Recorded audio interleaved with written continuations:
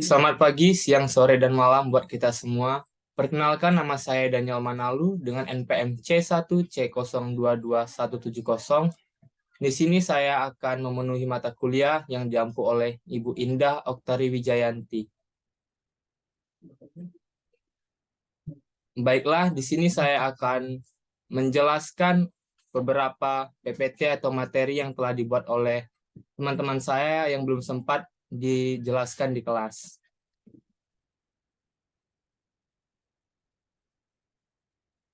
Yang pertama tentang merger, konsolidasi, akuisisi, dan kepailitan.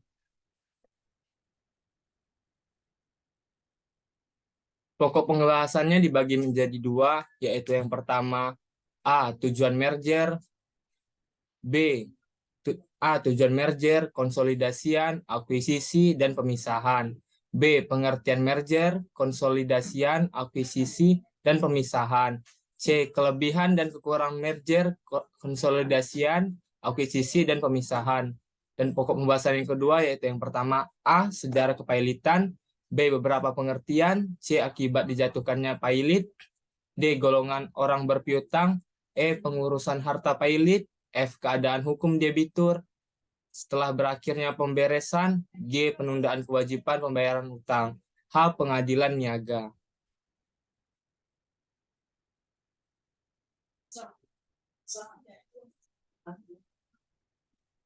Langsung saja kita masuk ke tujuan merger, konsolidasian, akuisisi, dan pemisahan.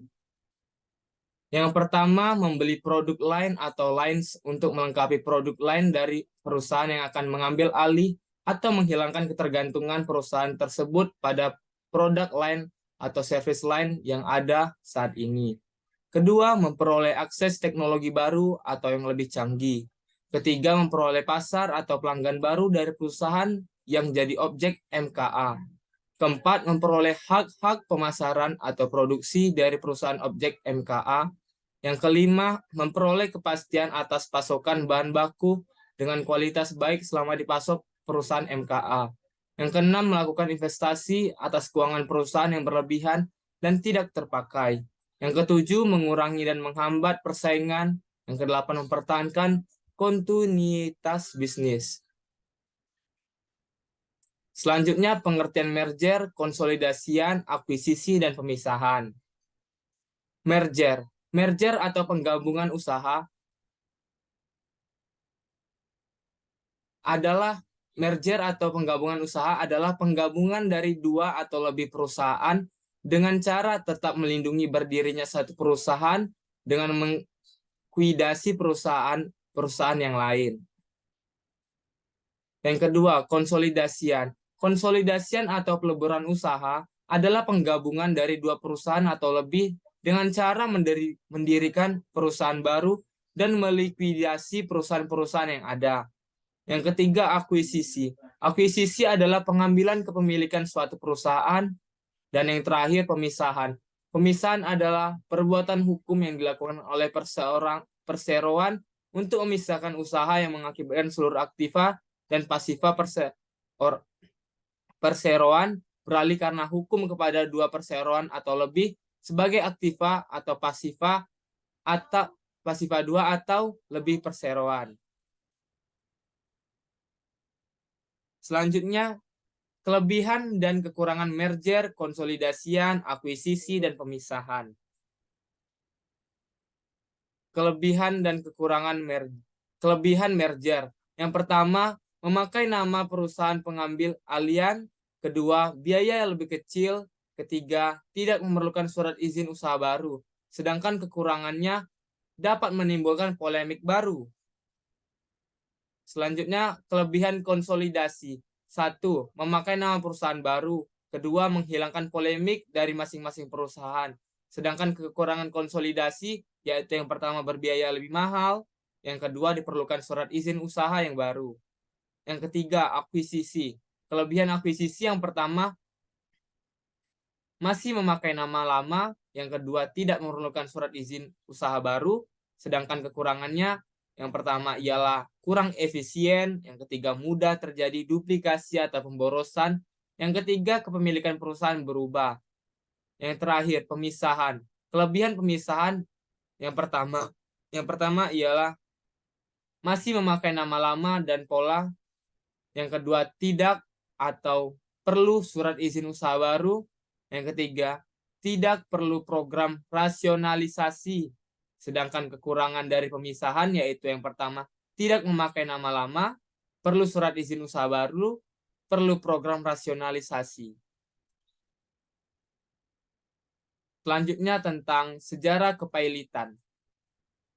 Pailit pada masa Hindia Belanda tidak dimasukkan ke dalam KUH dagang dan diatur dalam perusahaan tersendiri ke dalam fasili mass pairing sejak 1906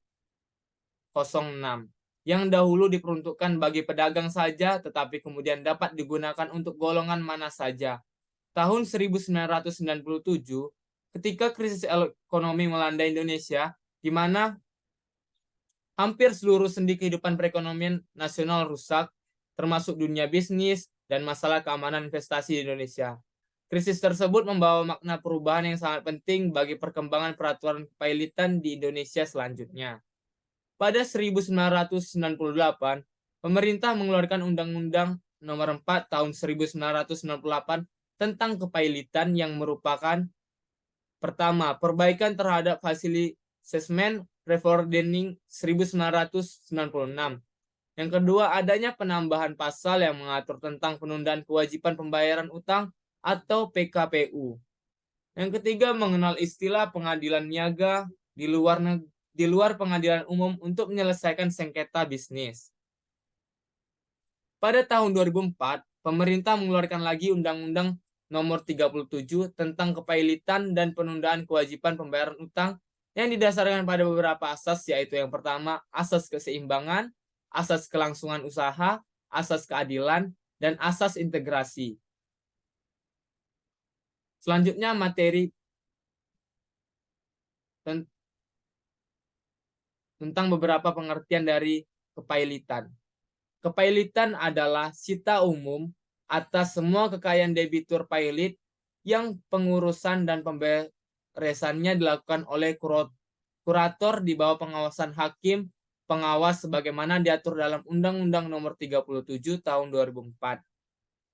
Tujuan pernyataan pailit adalah untuk mendapatkan suatu penyitaan umum atas kekayaan debitur untuk kepentingan semua orang yang mengutanginya. Yang ketiga atau materi C, akibat dijatuhkannya pailit. Yang pertama, debitur kehilangan atas segala haknya untuk menguasai dan mengurus atas kekayaan harta bendanya. Yang kedua, utang-utang baru tidak lagi dijamin oleh kekayaannya. Yang ketiga, untuk melindungi kepentingan debitur. Yang keempat, harus diumumkan di 2 surat kabar.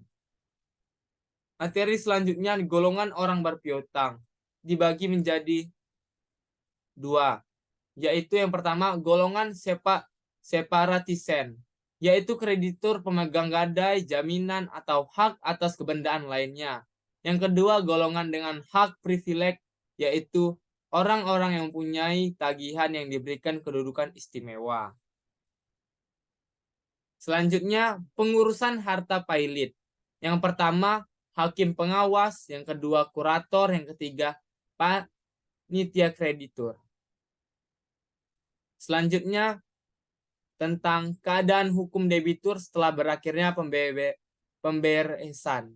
Setelah daftar pembagian penutup menjadi mengikat, maka kreditur memperoleh kembali hak eksekusi terhadap harta debitur mengenai piutang mereka yang belum dibayar. Selanjutnya penundaan kewajiban pembayaran utang. Keadaan surses dapat diajukan ketika yang pertama harus persetujuan lebih setengah kreditur konkuren yang haknya diakui atau sementara diakui. Yang kedua, hadir dan mewakili paling sedikit 2/3 dari tagihan yang diakui atau sementara diakui. Yang ketiga, diumumkan di 2 koran dan berita negara RI. Selanjutnya materi pengadilan niaga. Tujuan dan fungsi pengadilan niaga yaitu yang pertama, memeriksa dan memutuskan permohonan pernyataan pilot dan penundaan kewajiban pembayaran utang. Yang kedua, berwenang memeriksa dan memutuskan perkara lain di bidang perniagaan. Yang ketiga, prosedur yang diterapkan lebih cepat dalam hal yang pertama, perkara selesai dalam 30 hari. Yang kedua, tidak ada banding. Yang ketiga, dimungkinkan diajukan peninjauan kembali atau PK. Selanjutnya materi tentang paten. Di sini dalam materi paten mempunyai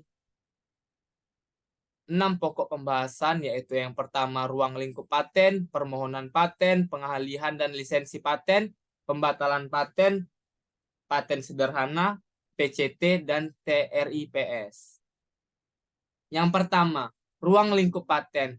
Pengertian paten menurut Undang-Undang Nomor 14 Tahun 2001 adalah hak eksekutif yang diberikan negara kepada penemu di bidang teknologi selama waktu tertentu, melaksanakan sendiri investasinya, atau memberikan persetujuan kepada orang lain untuk melaksanakannya. Dalam hal ini, pemegang paten adalah penemu sebagai pemilik paten.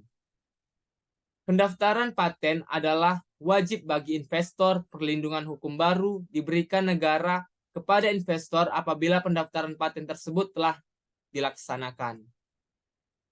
Yang pertama, penemu paten atau investor. Menurut Undang-Undang Paten Nomor 14 Tahun 2001 adalah bisa penemu perorangan atau badan hukum. Di sini khusus untuk badan hukum tidak dianggap sebagai penemu paten, tetapi hanya pemegang hak patennya saja. Pemegang hak paten ialah sebagai penemu, pemilik paten, yang kedua penerima hak dan pemilik paten, yang ketiga penerima lebih lanjut dari penerima hak. Selanjutnya, penemuan yang dapat diberikan paten. Menurut pasal 2 dan 3 Undang-Undang Nomor 14 Tahun 2001, penemuan yang diberikan paten harus memenuhi kriteria.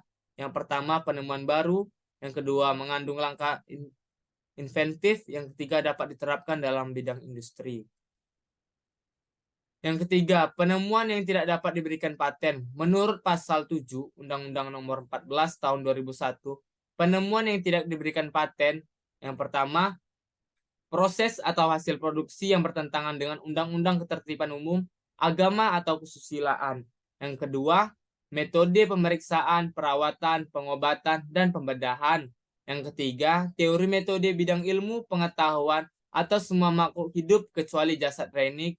Yang keempat, proses biologis yang esensial kecuali proses non-biologis atau proses mikrobiologis.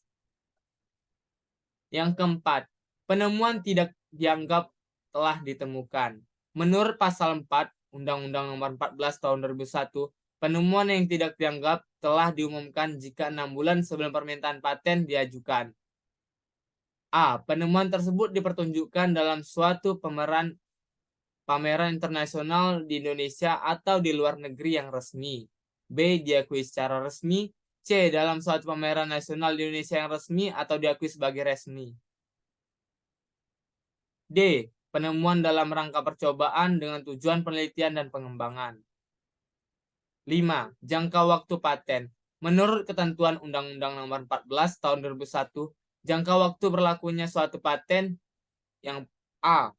Paten diberikan untuk jangka waktu 20 tahun sejak tanggal penerimaan dan tidak dapat diperpanjang lagi. B. Untuk paten sederhana, jangka waktu adalah 10 tahun sejak tanggal penerimaan dan tidak dapat diperpanjang lagi. B. Permohonan paten. Permohonan paten diatur dalam pasal 20 sampai dengan 41 Undang-Undang Nomor 14 Tahun 2001.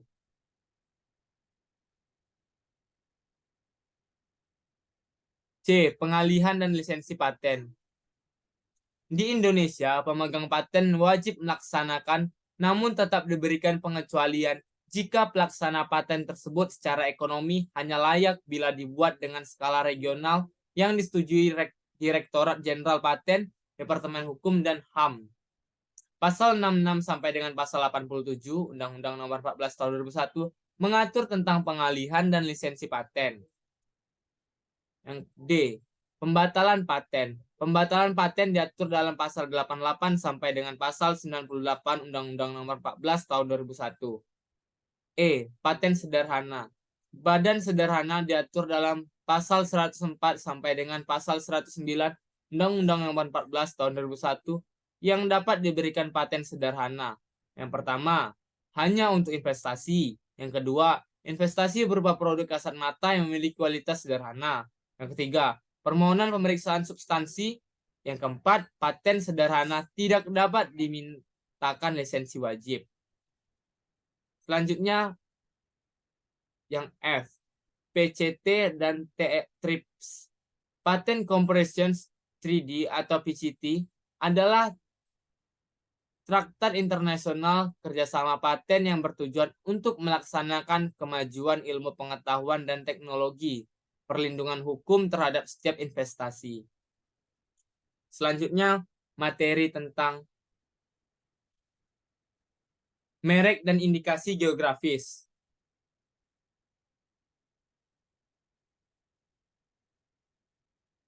Yang pertama, ruang lingkup merek.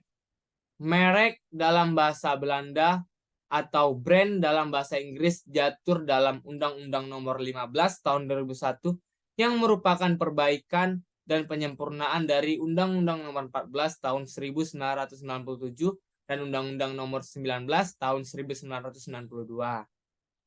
Penyempurnaan dari undang-undang sebelumnya yang menonjol antara lain menyangkut proses penyelesaian permohonan berkenan dengan hak, prioritas pelindungan terhadap merek dagang dan merek jasa, dan perlindungan terhadap indikasi geografis selain perlindungan terhadap indikasi asal.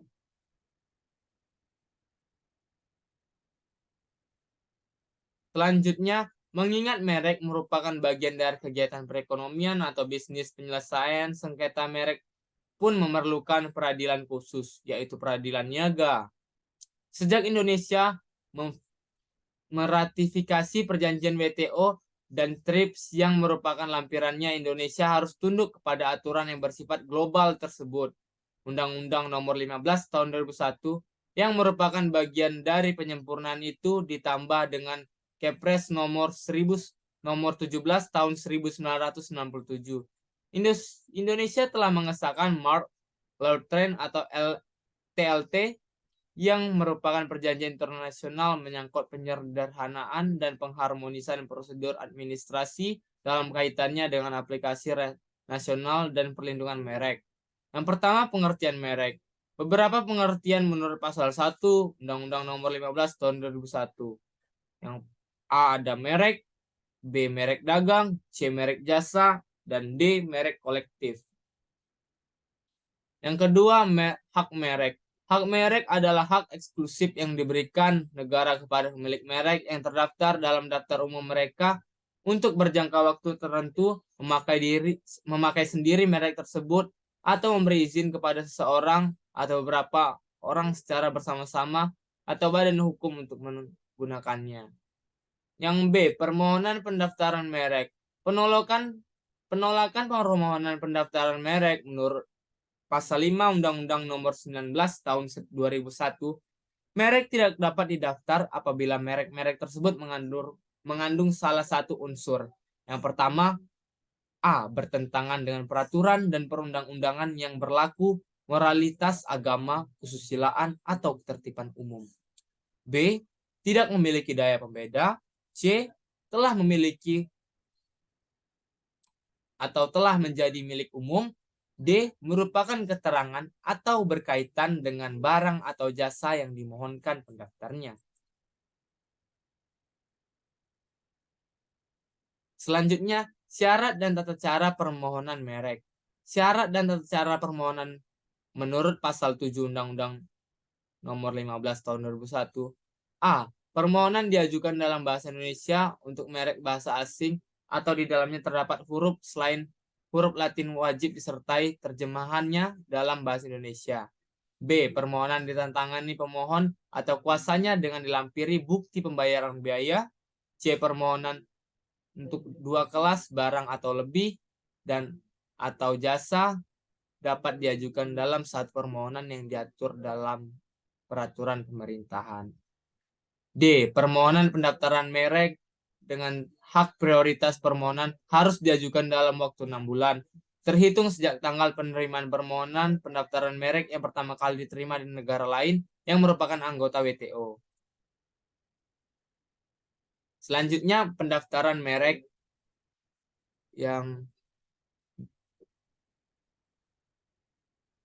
dibagi menjadi 6. Yang pertama, merek yang tidak dapat didaftarkan dan ditolak. Yang kedua, pemeriksaan substantif merek. Yang ketiga, perbaikan sertifikat. Yang keempat, permohonan banding. Yang kelima, komisi banding merek. Yang keenam, jangka waktu perlindungan dan perpanjangan. Dan materi selanjutnya, pengalihan hak dan lisensi. Pengalihan hak menurut pasal 41 Undang-Undang merek mengatur tentang pengalihan hak merek. Hak atas merek terdaftar dapat beralih atau dialihkan karena pewarisan, wasiat, wakaf, hibah, perjanjian, atau sebab lain yang dibenarkan oleh peraturan perundang-undangan. Ketentuan yang mengatur lisensi tersebut selanjutnya adalah pasal 43 Undang-Undang Merek dan pasal 45 Merek. Lisensi pasal 42 Undang-Undang Merek ini mengatur tentang lisensi. Pemilik merek terdaftar dapat memberikan lisensi kepada pihak lain untuk menggunakan merek tersebut, baik sebagaimana maupun seluruh jenis barang dan atau jasa. E. Merek kolektif. Pasal 46 Undang-Undang Merek ini mengatur bahwa permohonan pendaftaran merek sebagai merek kolektif hanya dapat diterima jika dalam permohonan dengan jelas dinyatakan bahwa merek tersebut akan digunakan sebagai merek kolektif. F. Permohonan pendaftaran merek internasional. Pasal 52 Undang-Undang, permohonan pendaftaran merek internasional dapat berupa permohonan yang berasal dari Indonesia ditujukan ke Biro Internasional melalui menteri, atau permohonan yang ditunjukkan ke Indonesia sebagai salah satu negara dengan tujuan yang diterima oleh menteri dari Biro Internasional. Selanjutnya yang G, indikasi geografis. Pasal 53 Undang-Undang Merek ini mengatur tentang indikasi geografis. Indikasi geografis dilindungi setelah indikasi geografis didaftarkan oleh menteri. Pemohon merupakan lembaga yang mewakili masyarakat di wilayah geografis tertentu yang mengusahakan suatu barang dan produk berupa sumber daya alam, barang kerajinan tangan atau hasil industri, dan pemohon yang merupakan pemerintah daerah, provinsi, atau kabupaten, kota. Yang pertama, pendaftaran indikasi geografis. Pasal 56 Undang-Undang Merek mengatur pendaftaran indikasi geografis. Permohonan geografis tidak dapat didaftarkan jika bertentangan dengan ideologi negara, peraturan perundang-undangan, moralitas, agama, kesusilaan, dan ketertiban umum. Pasal 57 Undang-Undang Merek ini mengatur bahwa terhadap penolakan dapat dimintakan banding kepada Komisi Banding Merek. Selanjutnya yang kedua, pemeriksaan substantif. Pasal 58 Undang-Undang Merek ini mengatur tentang pemeriksaan substantif. Ketentuan mengenai pemeriksaan substantif merek sebagaimana dimaksudkan dalam pasal 23 sampai pasal 26 berlaku secara mutandis bagi pemeriksa substantif. Selanjutnya, jangka waktu perlindungan dan perpanjangan. Pasal 61 Undang-Undang Merek ini mengatur jangka waktu perlindungan dan perpanjangan. Indikasi geografis dilindungi selama terjaganya reputasi, kualitas, dan karakteristik yang menjadi dasar diberikannya perlindungan indikasi geografis pada suatu bidang. Yang keempat, indikasi asal. Pasal 63 Undang-Undang Merek ini mengatur tentang indikasi asal. Indikasi asal dilindungi tanpa melalui kewajiban pendaftaran atau secara deklaratif sebagai tanda asal suatu barang atau jasa yang benar dan dipakai dalam perdagangan.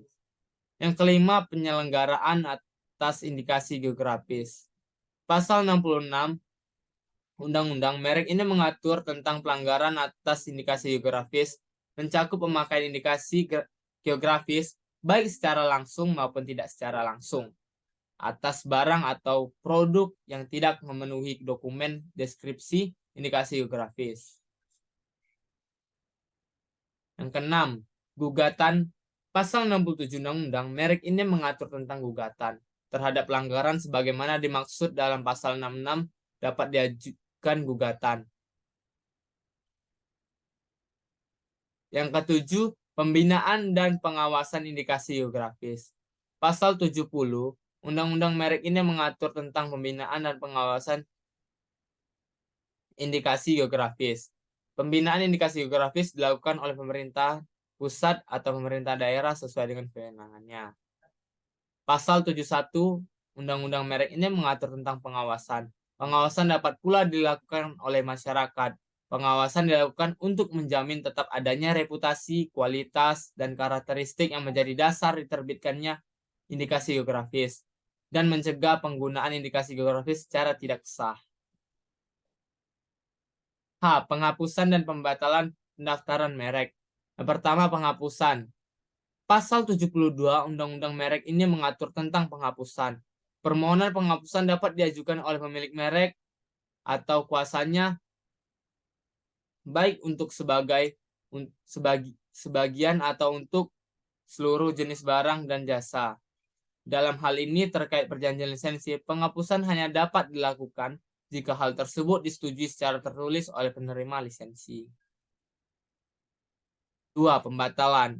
Pasal 76 Undang-Undang Merek ini mengatur tentang pembatalan. Gugatan pembatalan mereka terdaftar dapat diajukan oleh pihak yang berkepentingan berdasarkan alasan sebagaimana dimaksud pasal 20 dan pasal 21.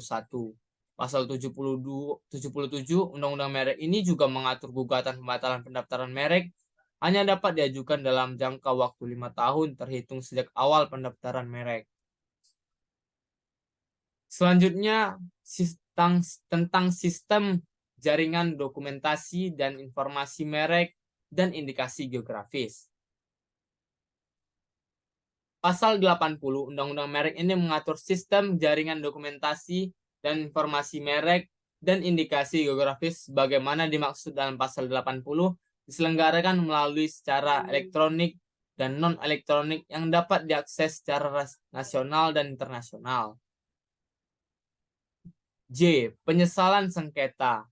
Yang pertama, gugatan atas pelanggaran merek.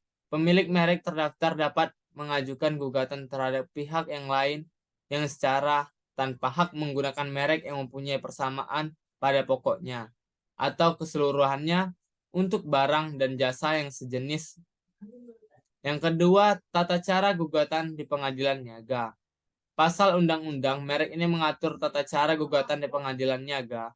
Gugatan sebagaimana dimaksud dalam pasal 30 ayat 3, pasal 68, pasal 74, dan pasal 76 diajukan kepada Ketua Pengadilan Niaga wilayah hukum tempat tinggal.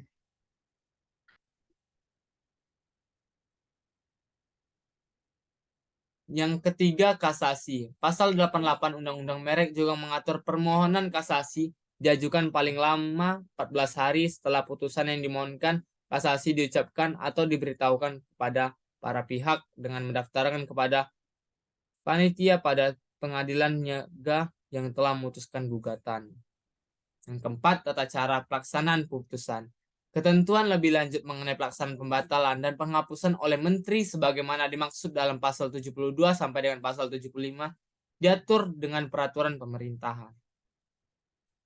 Yang kelima, alternatif penyelesaian sengketa. Pasal 63 Undang-Undang Merek ini mengatur juga tentang alternatif penyelesaian sengketa. Selain penyelesaian gugatan, sebagaimana dimaksud dalam pasal 83, para pihak dapat menyelesaikan sengketa melalui arbitrase atau alternatif penyelesaian sengketa. Yang keenam, penetapan sementara pengadilan. Berdasarkan bukti permulaan yang cukup, pemilik merek terdaftar yang haknya dirugikan dapat meminta hakim pengadilan niaga untuk menerbitkan surat penetapan sementara tentang pencegahan masuknya barang yang diduga hasil pelanggaran hak atas merek ke jalur perdagangan. Penyimpanan alat bukti yang berkaitan dengan pelanggaran hak atas merek tersebut, pengamanan dan pencegahan hilangnya barang bukti oleh pelanggar, dan penghentian pelanggaran guna mencegah kerugian yang lebih besar. Yang ketujuh, penyidikan. Pasal 99 Undang-Undang Merek ini juga mengatur tentang hal penyidikan. Penyidikan berwenang melakukan pemeriksaan atas kebenaran laporan atau keterangan berkenan dengan tindak pidana di bidang merek. Pemeriksaan terhadap orang yang diduga melakukan tindak pidana di bidang merek, permintaan keterangan dan barang bukti dari orang sehubungan dengan tindak pidana di bidang bermerek. Pemeriksaan atas pembukuan, pencatatan, dan dokumen lain yang berkenan dengan tindak pidana di bidang merek. Penggeledahan dan pemeriksaan di tempat yang diduga barang bukti, pembukuan, pencatatan, dan dokumen yang lain yang berkenan dengan tindak pidana merek, serta penyitaan. Selanjutnya, tentang ketentuan pidana. Pihak lain yang secara tanpa hak menggunakan merek yang mempunyai persamaan pada pokoknya atau keseluruhannya untuk barang atau jasa yang sejenis tersebut juga dapat dimintai pertanggungjawaban secara pidana, sebagaimana diatur dalam pasal 100 ayat 1 dan 2 Undang-Undang 20 tahun 2016 sebagai berikut. Ayat 1. Setiap orang yang dengan tanpa hak menggunakan merek yang sama pada keseluruhan dengan merek terdaftar milik pihak lain untuk barang atau jasa sejenis yang diproduksi atau diperdagangkan, dipidana dengan pidana penjara paling lama 5 tahun atau pidana denda paling banyak 2 miliar rupiah. Ayat 2. Setiap orang yang dengan tanpa hak menggunakan merek yang mempunyai persamaan pada pokoknya dengan merek terdaftar milik pihak lain untuk barang atau jasa atau sejenisnya yang diproduksi atau diperdagangkan, dipidana dengan pidana paling lama 4 tahun atau denda paling banyak 2 miliar rupiah. Selanjutnya kita masuk ke materi hak cipta.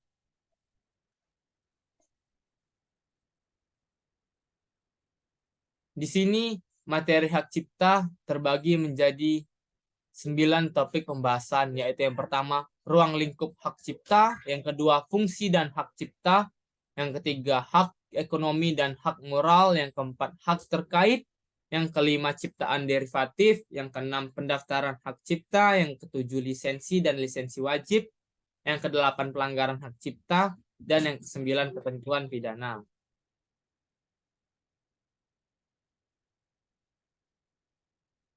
Pengertian hak cipta. Yang pertama, pengertian hak cipta adalah hak eksklusif yang hanya dimiliki oleh pencipta atau pemegang hak cipta untuk mengatur penggunaan hasil karya atau hasil olah gagasan atau informasi tertentu. Yang kedua, pemegang hak cipta. Pemegang hak cipta adalah pihak yang menerima hak secara sah dari pencipta atau pihak lain yang menerima lebih lanjut hak dari pihak yang menerima hak tersebut secara sah. Yang ketiga, karya kolektif. Karya kolektif didefinisikan sebagai sebuah karya seperti terbitan majalah, antologi, atau ensiklopedia yang di dalamnya terdapat sejumlah kontribusi dan merupakan karya sendiri dan independen.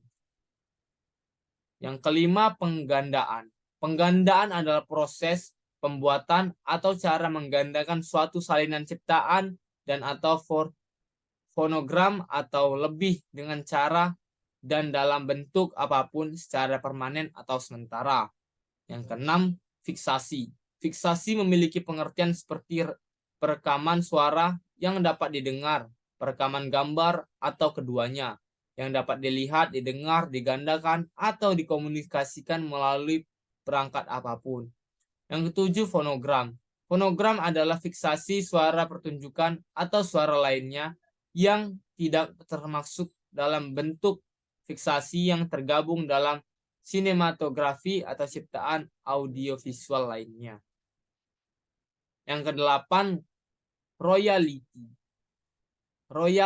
Royalty adalah imbalan atas pemanfaatan hak ekonomi suatu ciptaan atau produk hak terkait yang diterima oleh pencipta atau pemilik hak terkait.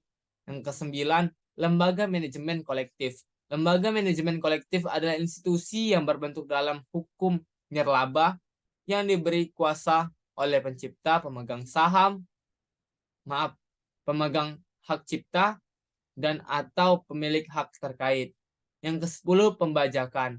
Pembajakan adalah penggandaan ciptaan atau produk hak terkait secara tidak sah dan pendistribusian barang hasil penggandaan dimaksud secara luas untuk memperoleh keuntungan ekonomi. Yang ke-11, penggunaan secara komersial. Penggunaan secara komersial adalah pemanfaatan ciptaan dan atau produk hak terkait dengan tujuan untuk memperoleh keuntungan ekonomi dari berbagai sumber atau berbayar. Selanjutnya kita masuk ke fungsi dan sifat hak cipta. Yang pertama, ciptaan dalam hubungan dinas. Hasil ciptaan dalam hubungan dinas dengan pihak lain di tempat kerja dimiliki oleh penciptanya kecuali ada perjanjian lain. Hak pencipta tetap berlaku jika penggunaan ciptaan memiliki hubungan dinas. Yang kedua, badan hukum sebagai pemilik hak cipta. Badan hukum dapat dianggap sebagai pemilik hak cipta jika mereka mengumumkan ciptaan tanpa menyebut penciptanya. Hak-hak ini berlaku selama 50 tahun sejak pertama kali diumumkan. Yang ketiga, hak cipta atas potret. Potret tanpa izin tidak boleh diumumkan jika bertentangan dengan kepentingan yang wajar dari orang yang dipotret. Potret yang memuat 2 orang atau lebih memerlukan izin dari semua yang terlibat. Perlindungan hak cipta untuk potret berlaku selama 50 tahun sejak pertama kali diumumkan. Selanjutnya kita masuk ke hak ekonomi dan hak moral. Hak moral adalah hak yang melindungi pribadi atau reputasi pencipta dan melekat dalam diri seorang pencipta. Hak moral tidak dapat dipisahkan dari penciptanya karena bersifat pribadi dan kekal. Hak moral diatur dalam Undang-Undang Nomor 28 Tahun 2014 Pasal 5 hingga Pasal 7. Hak ekonomi adalah hak untuk mendapatkan manfaat ekonomi atas ciptaan serta produk hak terkait. Selanjutnya kita masuk ke materi hak terkait. Hak terkait adalah hak yang berkaitan dengan hak cipta yang merupakan hak eksklusif bagi pelaku pertunjukan, prosedur fonogram, atau lembaga penyiaran. Dan yang selanjutnya kita masuk ke ciptaan derivatif. Derivatif adalah suatu kontrak keuangan yang terjadi antara 2 pihak atau lebih dari 2 untuk memenuhi suatu perjanjian atas penjualan atau pembelian aset maupun komoditas tertentu. Materi selanjutnya, pendaftaran hak cipta. Tata cara pendaftaran hak cipta, pencatatan penciptaan dapat diajukan secara elektronik maupun non-elektronik dengan permohonan secara tertulis kepada menteri. Menyertakan contoh ciptaan, melampirkan surat pernyataan kepemilikan ciptaan, lalu membayar biaya pendaftaran atau pencatatan. Pendaftaran hak cipta melalui sistem elektronik. Yang pertama, masuk ke situs hakcipta.dgib.go.id. Yang kedua, lakukan registrasi akun, lengkapi data-data untuk mendapatkan password dan username. Yang ketiga, login menggunakan username dan password yang telah diterima melalui email yang didaftarkan. Yang keempat, pilih pengajuan pencatatan digital. Yang kelima, isi seluruh formulir sesuai dengan data-data yang dimiliki. Yang keenam, unggah data pendukung yang diperlukan. Yang ketujuh, lakukan pembayaran PNBP.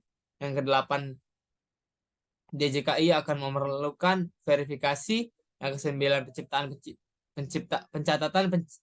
pencatatan ciptaan disetujui. Yang ke-10, cetak surat pencatatan ciptaan. Selanjutnya, materi lisensi dan lisensi wajib. Lisensi adalah pemberian izin atau penyerahan hak atau sesuatu dari suatu pihak ke pihak lain untuk melakukan produksi atas suatu produk atau jasa tertentu yang sebelumnya telah dipatenkan oleh yang menciptakannya pertama kali. Pada lisensi wajib merupakan lisensi untuk melaksanakan paten yang dilaksanakan atas dasar keputusan menteri. Permohonan dan pemberian lisensi wajib diatur pada Peraturan Menteri Hukum dan HAM Nomor 30 Tahun 2019 tentang tata cara pemberian lisensi wajib paten atau Permenkumham 30 2019 dan perubahannya pada Peraturan Menteri Hukum dan HAM Nomor 14 Tahun 2001 atau Permenkumham 14 per 2021. Selanjutnya, pelanggaran hak cipta. Masalah pembuktian dalam pelanggaran hak cipta, plagiarisme sulit dibuktikan secara langsung. Pelanggaran hak cipta sering terjadi dalam dua tahap, peniruan atau ketidakizinan. Yang kedua, doktrin pemakaian yang layak atau fair use. Yang pertama, di Amerika Serikat, doktrin fair use digunakan untuk tidak mengkategorikan sebagai pelanggaran hak cipta. Yang kedua, beberapa variabel digunakan untuk menentukan fair use, termasuk tujuan pemakaian, sifat karya, hak cipta, porsi yang ditiru, pengaruh ekonomis, dan alasan terdakwa. Yang ketiga, sifat pekerjaan dalam Doctrine of Fair Use. Pertama, faktor ekonomi dan potensi pengaruh ekonomi menjadi penentu dalam doktrin fair use. Kedua, kehubungan sifat pekerjaan dengan faktor ekonomi mempengaruhi penentuan fair use. Selanjutnya, materi ketentuan pidana. Ketentuan pidana merujuk pada aturan hukum yang mengatur sanksi atau hukuman yang akan dikenakan kepada seseorang yang terbukti melakukan tindak pidana. Yang pertama, jenis hukum, yaitu yang pertama penjara, yang kedua denda, yang ketiga hukuman mati, dan yang keempat pembebasan bersyarat.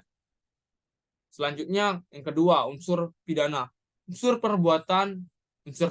pidana terbagi menjadi tiga unsur, yaitu unsur perbuatan, unsur subjektif, atau misalnya kesalahan atau kesengajaan, dan yang terakhir unsur objektif, atau misalnya kerugian atau bahaya yang timbul.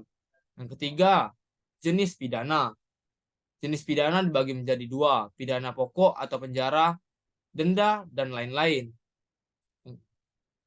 Kedua, pidana pertambahan atau pengawasan pembatalan izin.